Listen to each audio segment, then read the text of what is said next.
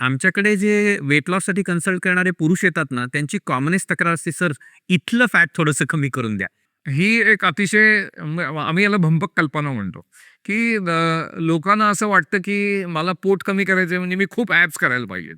मी खूप काय तुम्ही आमचे ॲब्सच घेत नाही, आमचं पोट कसं कमी होणार?